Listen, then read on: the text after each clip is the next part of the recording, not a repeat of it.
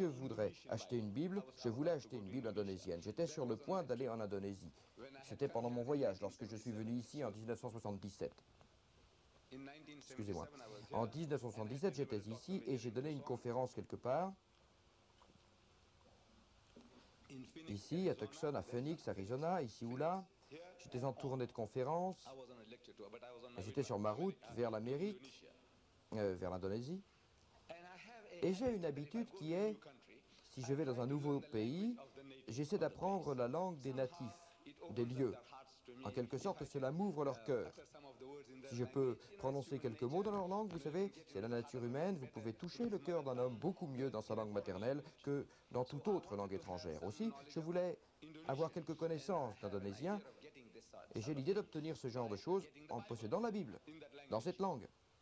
Vous voyez, parce que je connais la Bible chrétienne, la Bible anglaise, totalement par cœur. Jusqu'à un certain point, ces gens, voyez-vous, me demandent souvent si je suis un érudit de la Bible. La connaissez-vous totalement? Connaissez-vous la Bible par cœur? Je dis non, ce n'est pas le cas. Le Coran, je dis non, je ne le connais pas par cœur. Alors, si je veux apprendre une langue, je vais et j'acquiers la Bible dans cette langue. Ce que je connais en anglais, je le cherche dans sa langue. Donc, je voulais une Bible indonésienne. La maison de la Bible à Durban n'en avait pas aussi quand j'étais à Johannesburg. J'ai été à la Société de la Bible, j'ai fureté partout, j'ai déniché une Bible.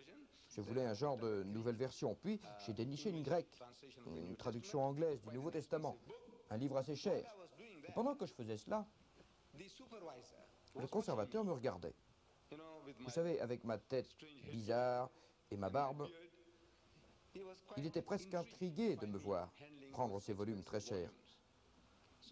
Aussi, il s'avança vers moi, il commença une conversation. Il voulait savoir ce qui m'intéressait dans cette version gréco-anglaise du Nouveau Testament. Alors, je lui ai laissé comprendre que j'étais un étudiant de religion comparée et je me rends compte que j'ai trouvé quelque chose ici qui pourra m'être d'une grande aide, donc je suis intéressé. Et je l'ai intéressé et il dit, voudriez-vous venir prendre une tasse de thé chez moi? Oh, dis-je, c'est un privilège pour moi. Et il me prit dans son bureau, il voulait me connaître mieux. Alors j'ai commencé à lui expliquer que, voyez-vous, nous croyons en Jésus.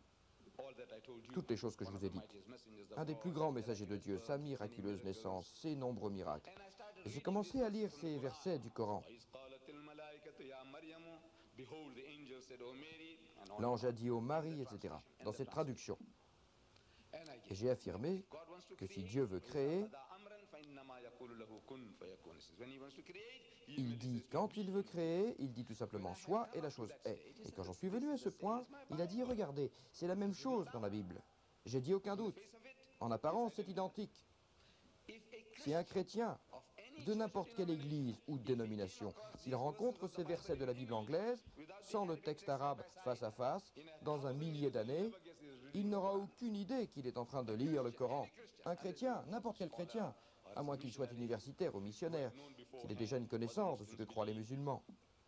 Mais une page de cette traduction que je vous donne a été trouvée par terre et quelqu'un l'a ramassée, quelques chrétiens, qu'ils soient témoins de Jéhovah, catholiques, romains, anglicans, presbytériens ou luthériens, n'importe lequel. Vous ramassez ça et vous le lisez. Cela dit que l'ange a annoncé « Ô Marie, Dieu t'a fait l'immense honneur d'un mot de lui. Son nom sera Jésus-Christ, le fils de Marie, élevé à la place d'honneur dans ce monde et dans l'au-delà, dans la compagnie des proches de Dieu. Et il s'adressera au peuple dès son enfance, et à l'âge de la maturité, il sera en compagnie des justes. » Marie répondit, « Comment cela se peut-il alors que je ne connais aucun homme ?» L'ange lui répondit, « Malgré cela, Dieu crée ce qu'il veut chaque fois qu'il crée. Il dit simplement « Soit » et il est. Il dit « Regarde ». C'est quelque chose de familier, très familier. Mais je n'ai jamais lu cela dans ma Bible. Alors peut-être est-ce la version catholique romaine de la Bible. S'il n'en a pas lu une, peut-être est-ce la version des témoins de Jéhovah. S'il ne l'a pas lu, peut-être est-ce la version grecque orthodoxe de la Bible. S'il ne l'a pas lu, il ne se rendra jamais compte qu'il est en train de lire le Coran. Il ne se doutera jamais dans un millier d'années. Je dis oui, en apparence la même, mais je dis, voyez-vous, si vous les comparez de très près, c'est la différence entre la craie et le fromage. Craie et fromage. C'est juste. J'ai dit craie et fromage. Il a dit comment?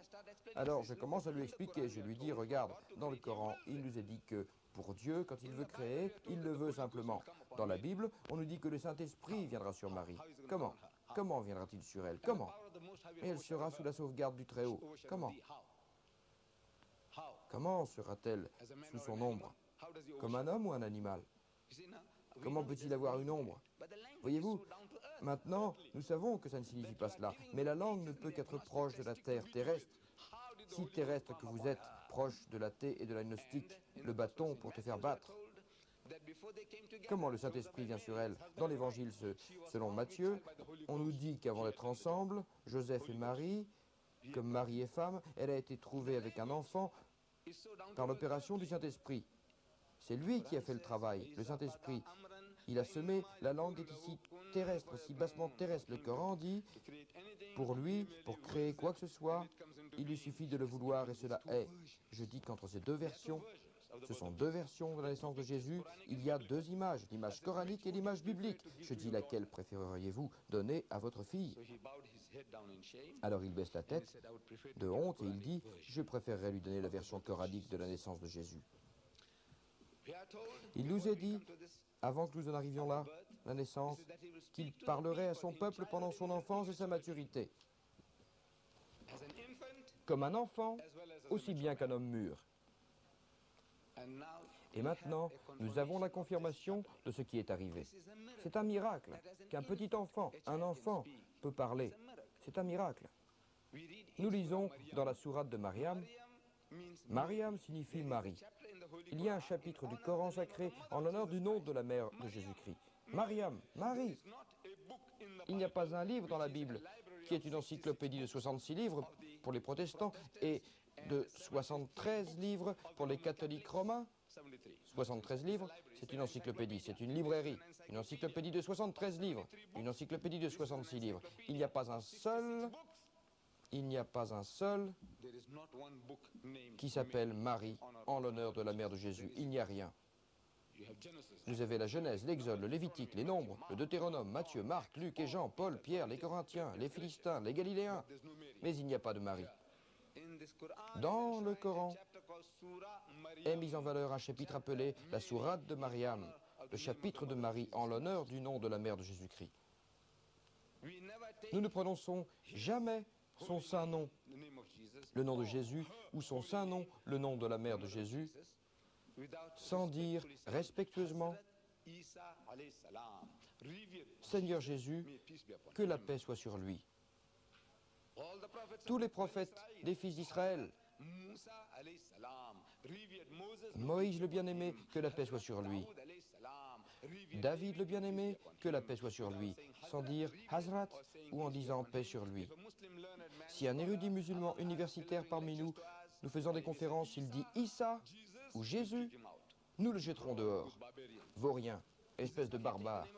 Est-ce ainsi que tu traites le nom du messager le plus puissant de Dieu? Issa.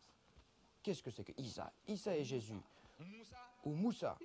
Oui, nous avons de si nombreux Moussa parmi nous. Mais quand nous prononçons le nom du prophète sacré Moïse, nous disons c'est ainsi que nous parlons. Mariam, vous savez que la paix soit sur elle. Utilisez son nom avec révérence, le nom de son fils avec révérence. Un chapitre tout entier lui est dédicacé dans le Coran. Dans ce chapitre, on nous dit qu'après la naissance de Jésus, cette naissance étant particulière, du fait que cet enfant est né sans avoir un père humain, elle est revenue. Elle s'était retirée dans un endroit lointain, à l'est selon le Coran, et après la naissance de l'enfant, elle est revenue. Le chapitre 19, la sourate de Mariam, décrit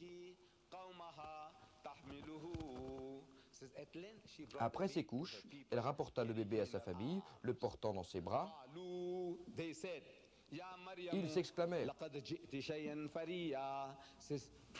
réellement, tu nous rapportes quelque chose d'extraordinaire, de choquant.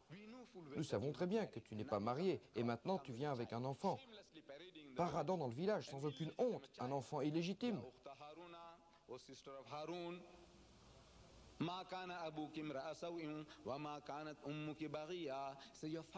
Ô sœur d'Aaron, ton père n'était pas un homme dépravé, ni ta mère une femme de mauvaise vie. Comment peux-tu ramener un enfant sans père, illégitime? C'est illégitime.